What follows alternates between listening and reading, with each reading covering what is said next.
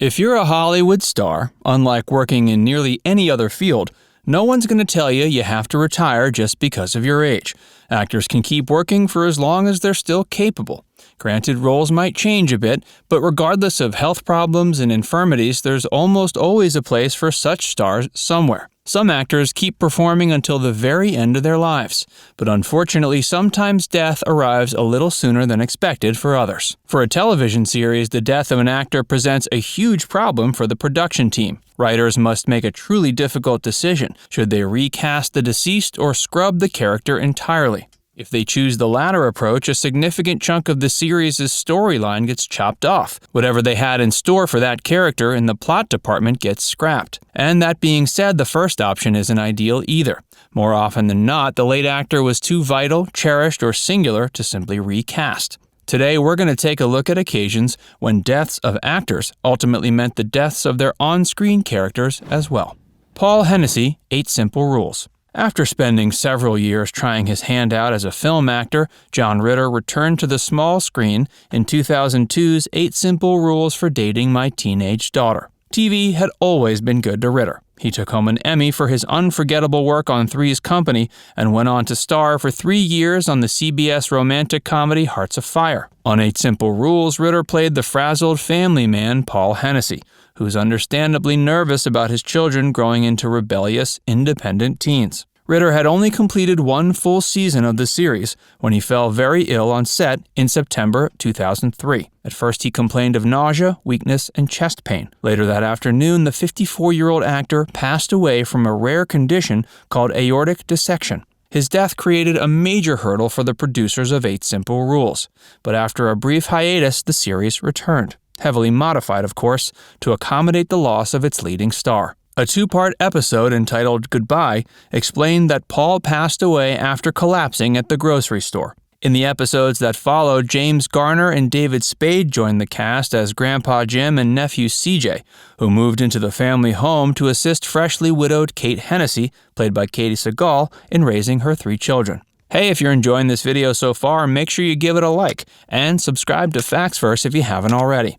And stick around to see what happened to JR from Dallas. Mr. Hooper, Sesame Street. Will Lee was a regular on the set of Sesame Street from the get-go. He played Mr. Hooper, the soft-spoken, friendly owner of Hooper's store. Big Bird was good friends with the gentle, elderly man, and not just because he could whip up one heck of a birdseed milkshake. Lee appeared as Mr. Hooper on Sesame Street until November 1982. A month after his last appearance on the show, he died of a heart attack at Lenox Hill Hospital in New York City. He was 74. According to a survey conducted months before his death, Mr. Hooper was the most recognizable human adult on Sesame Street. After his death, the show's producers were stuck between a rock and a hard place. How were they going to take on the enormous responsibility of having to explain Mr. Hooper's death, and just the notion of death in general, to their young and vulnerable audience? They could have moved on like nothing happened, but that wouldn't have paid Will Lee's memory the respect he deserved. Ultimately, the show decided to address Mr. Hooper's death very directly, with a little help from some consulting child psychologists. On Thanksgiving Day in 1983,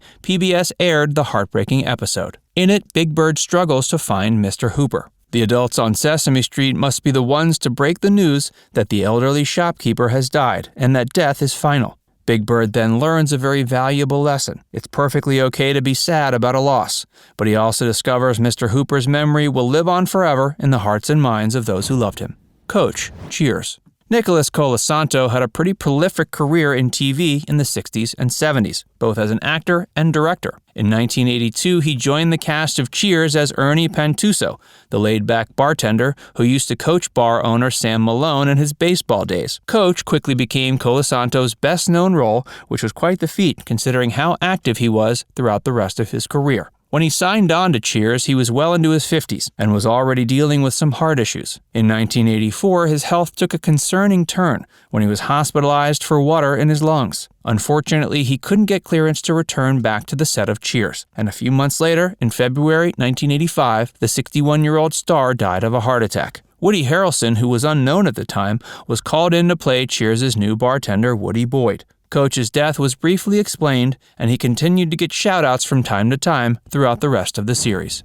J.R. Ewing, Dallas. Larry Hagman portrayed one of the most recognizable, albeit polarizing, characters in TV history. He played the infamous and villainous, backstabbing oil tycoon J.R. Ewing on Dallas from 1978 to 91. The Lone Star State magnate acted so repulsively, it wasn't surprising when somebody took a shot at him in that notorious Season 2 finale. The cliffhanger may have been one of the most talked about TV moments of all time, when an unidentified gunman shot down JR, leaving millions of perplexed viewers to wonder whether the character would survive. JR did survive the attack, and it was determined that his assailant was none other than Kristen Shepard, his sister-in-law and ex-lover. JR survived another run-in with death in the final episode of the soap opera in 1991, when a ghastly poltergeist convinced the miserable man to kill himself. Seeing as how his character returned for the 2012 Dallas reboot, we can assume he didn't go through with the suicide. In 2012, however, shortly after the reboot series aired, Hagman died at age 81 after putting up a valiant fight against cancer. Dallas's producers decided to roll with it